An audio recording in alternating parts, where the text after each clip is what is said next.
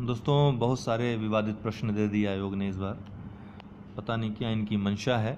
आज जो लोग 2019 का पेपर देने गए होंगे उनको मालूम चल गया होगा कि कहाँ कहाँ से लोग आ रहे हैं परीक्षा देने।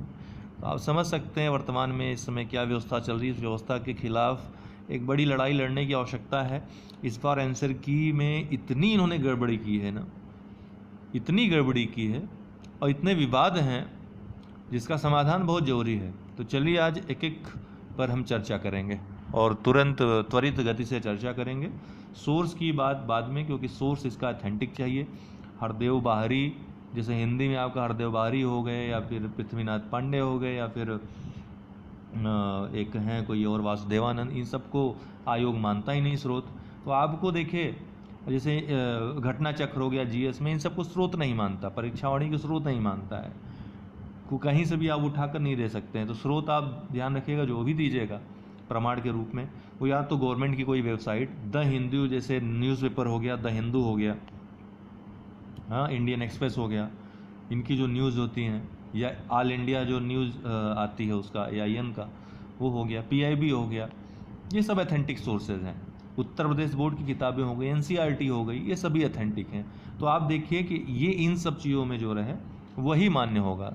फिलहाल चलिए आज देखते हैं। भारत का ओशनिक नेशनल पार्क स्थित है। देखिए, हम सबके डाउट्स का जवाब देंगे और किस किस में चैलेंज आप कर सकते हैं ये बताएंगे। तो इसमें आप चैलेंज नहीं कर सकते हैं क्योंकि निकोबार आइलैंड में नहीं है, अंडमान आइलैंड में है। जो Mahatma Gandhi oceanic national park है वो अंडमान आइलैंड में है। तो इसका उत्तर आयोग का बिल्कुल सही है, कच्छ, कोई विवाद नहीं है इसमें। ये वाला जो है डिलीट होगा, 17% है, 17 या 19%, बस 30% वाला गलत है। तो इसका जो है आयोग का उत्तर गलत है। उसने लग रहा है यूट्यूब चैनल से ही बना लिया है किसी। ये देखिए जो आंकड़े हैं, नहर 1944 या फिर 17.2, जो अलग अलग कृषि संगणना 2010-11 के अनुसार ये आंकड़ा आया। और कृषि विभाग जो उत्तर प्रदेश का है उसमें जो है 17.2%। तो दोनों ही स्थितियों से वो डिलीट हो जाएगा। इसमें कोई विवाद नहीं है। क्यों? क्योंकि इसमें स्पेसिफिक आंसर 13 ही होगा। कैसे होगा 13? आप कह रहे हैं कि कई लोग सम के आधार, सम विषम के आधार पे 94 लगा दिए हैं, लेकिन अभी आपको मैं इसका काट दिखा देता हूँ। 9 4 कितना हुआ? 13। 6 7 कितना हुआ? 13। 8 5 कितना हुआ? 13। और 3 1 कितना हुआ? 4। तो ये सम संख्या तो ये हो गई। तो ये स्पेसिफिक आंसर, मतलब ऐसा आंसर होना चाहिए आपका कि कोई भी ट्रिक लगाइए उसका काट ना हो। तो आप देखिए कि ये ट्रिक लगाने पर भी, सम वाला ट्रिक लगाने पर भी 13 ही उत्तर आ रहा है। ठीक है, तो ये अद्वितीय उत्तर है। अद्वितीय उत्तर ही श्रेष्ठतम उत्तर रीजनिंग में चुना जाता है। तो 13 ही आपका उत्तर होगा, चैलेंज करने योग्य नहीं है। यूरिया कारखाना उत्तर प्रदेश के काफ़ी लोग इसमें जमशेदपुर बता रहे हैं। बिल्कुल जमशेदपुर में है, लेकिन उत्तर प्रदेश में थोड़ी ना जमशेदपुर। जमशेदपुर झारखंड में, थोड़ा जानकारी रखा करें। तो इस तरह के प्रश्नों पर जो है कोई बहस नहीं है। आंवला में है तो है, आयोग सही है इसमें। हरित बांड वाले में काफ़ी लोगों को दिक्कत है क्योंकि कुछ न्यूज़ पेपर्स में इसके या विकिपीडिया में गलतियां दी हुई हैं, जबकि ये बिल्कुल सही है। हरित बांड सर्वप्रथम 2007 में जारी हुआ था। यूरोपीय निवेश कोष और वर्ल्ड बैंक दोनों ने मिलकर जारी किया था इसको। तो ये बिल्कुल सही है। डी वाला तो बिल्कुल गलत है।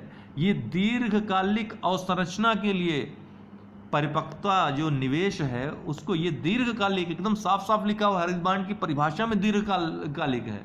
तो ये जो है यही गलत है, डी वाला।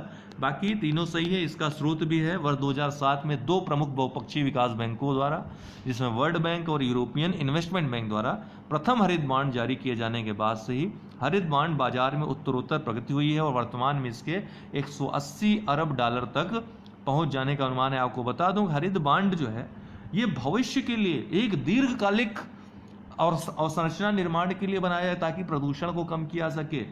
ठीक है, पर्यावरण अनुकूल जो व्यवस्था अवसंरचना विकास उसके निर्माण के लिए है, दीर्घकालिक के लिए, अल्पकालिक बिल्कुल नहीं है। तो डी वाला गलत है। और ये डिफेंस एक्सपो गलत दिया हुआ है, 2019 में हुआ ही नहीं था, रद्द हो गया था। तो ये गलत है, डिलीट हो जाएगा ये वाला, इसको चैलेंज करिएगा। हीरा इसका बिल्कुल सही है क्योंकि वुडजाइड, बोरान, नाइट्राइट ये प्राकृतिक रूप से नहीं पाया जाता है, इसको खोजा गया है, दुर्लभ है, इसको प्रयोगशाला में बनाया गया है। तो इसलिए जो है ये गलत है, हीरा सही होगा इसका, प्राकृतिक रूप से जो पाया जाता है पृथ्वी पर। इसमें कोई विवाद नहीं है, बी वाला बिल्कुल सही है, आप थोड़ा सा सही कर लीजिएगा, क्योंकि सबसे पहले बक्सर का युद्ध होता है 64 में, फिर क्लाइव को संधि करने के लिए भारत भेजा जाता है, इलाहाबाद की संधि होती है, और अंत में वारन हेस्टिंग। तो बी वाला बिल्कुल सही है, कोई विवाद नहीं है इसमें। सतत विकास लक्ष्य, इसमें विवाद है, इसको आप चैलेंज कर सकते हैं, क्योंकि SDG 3 और SDG 5 यहाँ स्पेसिफिक 2 थीम के बारे में दिया। जो SDG लक्ष्य 3 है, SDG लक्ष्य 5 है, कुल 17 लक्ष्य हैं, हमने आपको बताया है। तो SDG 3 SDG 5 ये है थीम, न कि सतत विकास लक्ष्य। सतत विकास लक्ष्य मतलब सारे लक्ष्य इसमें आ गए। तो इसको आप चैलेंज कर सकते हैं, जैसे कि एक बार 2017 में आपने मैकाले, लॉर्ड मैकाले और H मैकाले में किया था, तो L और H में अंतर था, तो हालांकि आयोग ने इसको डिलीट कर दिया था। इस आधार पर इसको किया जा सकता है।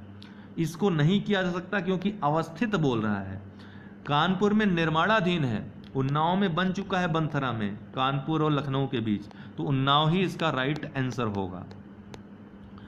ये वाला भी गलत है। पीतल की मूर्तियों के लिए वर्ल्ड फेमस है मथुरा, विश्व प्रसिद्ध है। पीतल के बर्तन मुरादाबाद में, ध्यान रखिएगा, यहाँ बर्तन नहीं मूर्तियां दी हुई हैं। तो ये कई बार पूछा भी गया है, इसको पता नहीं क्यों आयोग ने गलत कर दिया। हालांकि बेंत व छड़िया जो है ये वाराणसी में न पाकर बरेली में पाई जाती हैं, इसलिए डी वाला ही इसका गलत होगा।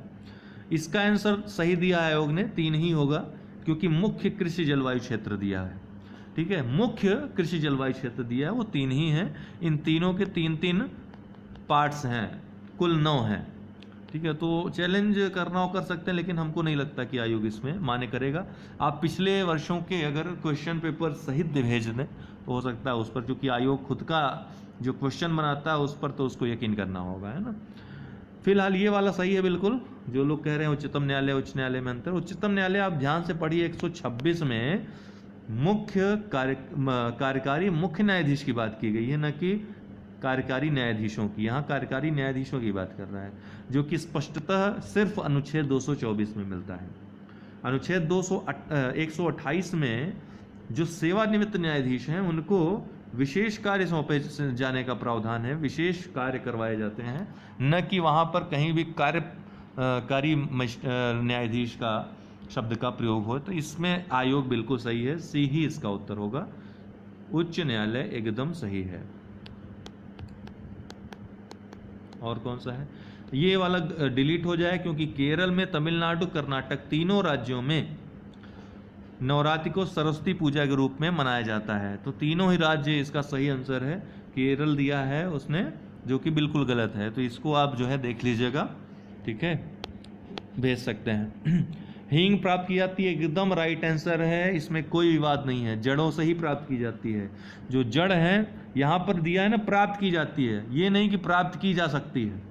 शोध आप करिए, पत्ती से भी निकाल दीजिए, कोई मतलब नहीं है, प्राप्त की जाती है। अर्थात यहाँ पे आपको मोस्ट अप्रोप्रिएट, अर्थात हींग का जो उत्पादन होता है कहाँ से होता है, तो जड़ों से होता है। निष्कर्षण इसका, जड़ों में चीरा लगाया जाता है, उससे गोंद निकलता है, उसी गोंद को जमा करके हींग बनाया जाता है। तो इसमें कोई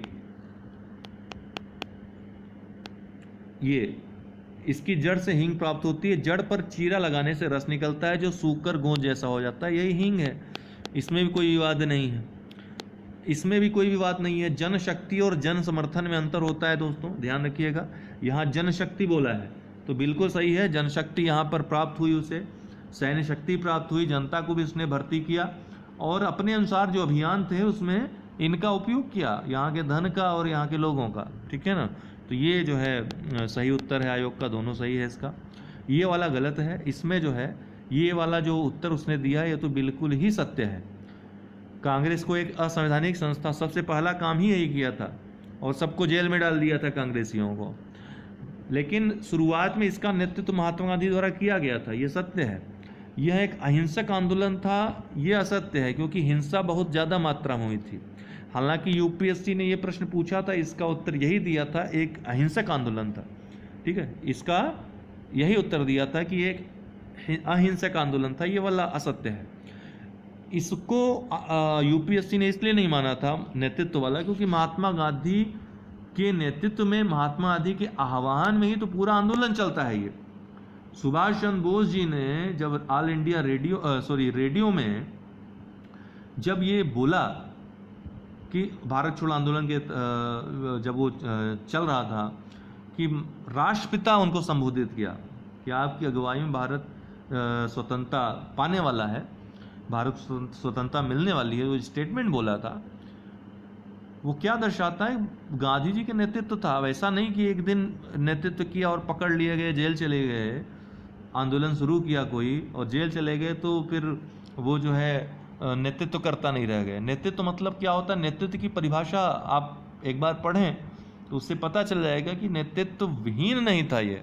हाँ, ये था कि इसको नेतृत्व विहीन करने का प्रयास जरूर किया गया, इसके लिए सबको जेल में डाल दिया गया। फिर दूसरी पंक्ति की नेताओं ने नेतृत्व किया अलग अलग जगहों पे। कहीं पे जयप्रकाश नारायण ने किया जो भूमिगत रहकर नेतृत्व किया उन्होंने, कहीं पे जैसे तामलुक वगैरह में सरकारें बनी, बलिया में सरकार बनी, समानांतर सरकारों का गठन हुआ, यहाँ पर अलग अलग नेतृत्व था।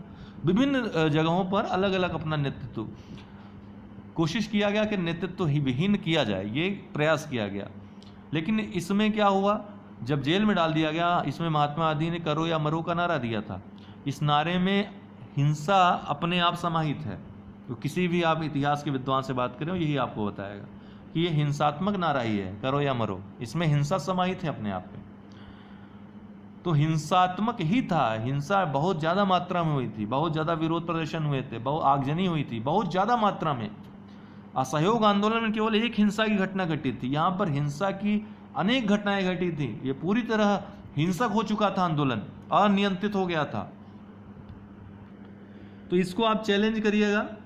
घटना चक्र ने भी इसमें जो है स्टार लगाया हुआ है और यहाँ पर पूरा उसने दिया हुआ है। और घटना चक्र के अनुसार दोनों जो है सही हैं और बी जो है सही प्रदर्शित करता है। उत्तर कुंजिम विकल्प बी को सही प्रदर्शित किया। हालांकि ये प्रश्न दूसरा था लेकिन स्टेटमेंट यही थे इसमें, ठीक है ना। इसको आप लगा सकते हैं, इसका स्रोत भी है, न्यू एनसीईआरटी में साफ साफ लिखी हुई चीजें। अब यहाँ पे जीडीपी इस रिपोर्ट के अनुसार बोल रहा है, इस रिपोर्ट को पूरा पढ़िए। इसमें जो लिस्ट दी हुई है उसमें भारत की जीडीपी को 209 लाख करोड़ रुपए ही बताया गया है। इसमें जो लिस्ट दी हुई है उसकी लिस्ट जो ये है, इसमें जो है भारत की जीडीपी को टॉप 10 देश जो बताए गए हैं उनमें भारत की जीडीपी को 209 लाख करोड़ रुपए में बताया गया है। तो ये भी बिल्कुल सही है। अमेरिकी think tank world population review की रिपोर्ट थी ये। और देश की जीडीपी 209 लाख करोड़ रुपए, सरकार ने 2025 तक 355 करोड़ रुपए का लक्ष्य तय किया है। ये प्रश्न में काफ़ी लोगों को दिक्कत, देखिए आप लोग कोई भी आर्टिकल पढ़िए, कोई भी चीज़ न्यूज़ तो पूरा पढ़ा करिए। इसमें साफ साफ था और ये न्यूज़ चैनल पे चला था, योगा क्लासेस करते हुए दिखाया गया था बच्चों को। हैप्पीनेस क्लास के साथ साथ मेडिटेशन और योगा क्लासेस भी अटेंड किया था इन्होंने। द हिंदू आप देखिए, द हिंदू न्यूज़पेपर है, इसमें साफ साफ दिया हुआ है, she took a tour of the school and visited reading room as well as an activity room for kindergarten students. She also saw yoga session. अब यही तो दिया है उसने, आयोग ने दिया ही क्वेश्चन इसीलिए है कि आप हैप्पीनेस वाला समझ के गलत कर दोगे। And interacted with students. तो ये पूरा आर्टिकल में देखिए योग के बारे में दिया हुआ है। ये वाला जो है निर्दय व्यक्ति नहीं होगा, निर्दयी होगा, तो इसमें ये दोनों ही कथन पहला बी और सी ये गलत लग रहे हैं। इसको भी आप चैलेंज कर सकते हैं। इसमें सी वाला बोला है उसने। सुंदरता से सुंदर बनता है। सुंदरता जो है आपको, आप हिंदी व्याकरण की पुस्तक पढ़िए यूपी बोर्ड की, जो आयोग भी इस्तेमाल करता है, उसमें सुंदरता को संज्ञा बताया गया। सुंदरता संज्ञा है, सुंदर जो है ये विशेषण है। तो ये जो है उत्तर दिया जो कि गलत है। यहाँ पर नहीं बोल रहा है ना, नहीं, तो श्रीमान जो है ये किसी भी संज्ञा से नहीं बनता है। श्रीमान ये विशेषण है, एकदम शुद्ध विशेषण है। यही इसका उत्तर होना चाहिए। इसको चैलेंज कर दीजिए। ये इसका जो है दोनों ही सही है, ए और सी, इसको चैलेंज कर सकते हैं। दैदीप्यमान सही होगा, न कि देदीप्यमान। दैदीप्यमान है हिंदी की जो एथेंटिक बुक्स हैं, यूपी बोर्ड की बुक्स हैं, उसमें आपको मिल जाएगा, चैलेंज कर दीजिए। भूले नहीं होता है, भूल होता है, ठीक है। यहाँ पर बहुत के साथ भूले नहीं होगा, बहुत भूल हो जाती है, तो भूल होता है, भूले नहीं होगा। तो डी वाला आंसर किया है वो गलत हो जाएगा, ए ही इसका सही होगा। आगे बढ़ते हैं। ये बिल्कुल सही है, ये आप चैलेंज नहीं कर सकते हैं, ज्योत्सना ही दिया हुआ है। आप हिंदी की पाठ्य पुस्तक पढ़ें, इंटर की जो यूपी बोर्ड की है और एनसीईआरटी है जो कि ऑथेंटिक है, जिसको आयोग मानता भी है, तो ज्योत्सना ही दिया हुआ है और यही सही भी है। कई बार आयोग ने पूछा भी है और आयोग ने ज्योत्सना ही आंसर माना है, पहली बार नहीं है कि ज्योत्सना शब्द पूछा है, तो ये सही है एकदम, ठीक है, इसमें चैलेंज करने लायक नहीं है। तो आपको मैंने बता दिया कि क्या क्या आपको चैलेंज करना है। और विद अब सोर्स की बात रही तो सोर्स आप लोग हमको व्हाट्सअप कर दीजिए 9453775039 पे, ताकि हम चैलेंज कर सकें और सबको सब तक पहुंचा सकें, जितने लोग भी हैं दूर दराज उन सबको बोल सकें, उन सबको दे सकें। जितने हमने क्वेश्चन बताए हैं इन क्वेश्चंस पे ऑथेंटिक सोर्सेज आपको जहाँ भी मिलें वो हमको दे दीजिए, जिन जिन पे हमने चर्चा की है आपसे, ठीक है ना।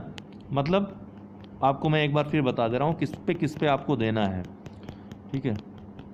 जिनमें एकदम कन्फर्म है कि बदलेगा, थोड़ा बहुत में ये आयोग नहीं मानेगा आपकी बात, एकदम ऑथेंटिक सोर्स होना चाहिए। ऑथेंटिक का मैंने आपको बता दिया। देखिए कौन कौन आपको देने हैं, ये वाला देना है, एक ये देना है, उत्तर प्रदेश की वेबसाइट मिल जाएगा उद्योग विभाग के, ये वाला देना है, कृषि विभाग के, सॉरी, ठीक है। ये संगणना से निकाल दीजिए, आंकड़े निकल आएंगे, वो दे दीजिएगा। पहला वो हो गया, दूसरा ये वाला 2019 में हुआ ही नहीं था, ठीक है, वो रद्द हो गया था लखनऊ में 2020 में जाकर हुआ। दूसरा ये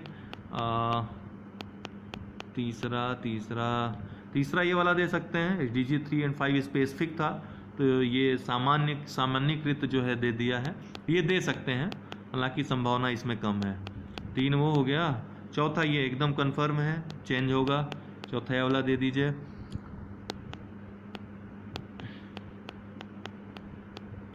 पांचवा ये वाला दे दीजिए, ये भी चेंज होगा, इसके प्रमाण हैं। तो ये 5 जो है हिंदी में, नहीं 6 हैं, ये छठा हुआ, 6 हिंदी में, ठीक है दोस्तों, ये वाला छठा। तो 6 हिंदी में चेंज होंगे ही होंगे, आप जान लीजिए ये, ठीक है, 100% चेंज होंगे, एकदम गलत दिया हुआ है।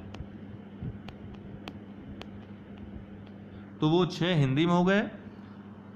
और इसमें क्या चेंज होगा, एक ये चेंज हो सकता है, 1 2 ये चेंज होगा 100%, 2 3 ये चेंज होगा 100%, 4 ये चेंज होगा 100%। तो ये 4 हिंदी में, ये भी मानना पड़ेगा उनको, 5 ये है, ठीक है। तो 5 6 और 5 11। अब सोच लीजिए 11 में कितना खेल होता होगा।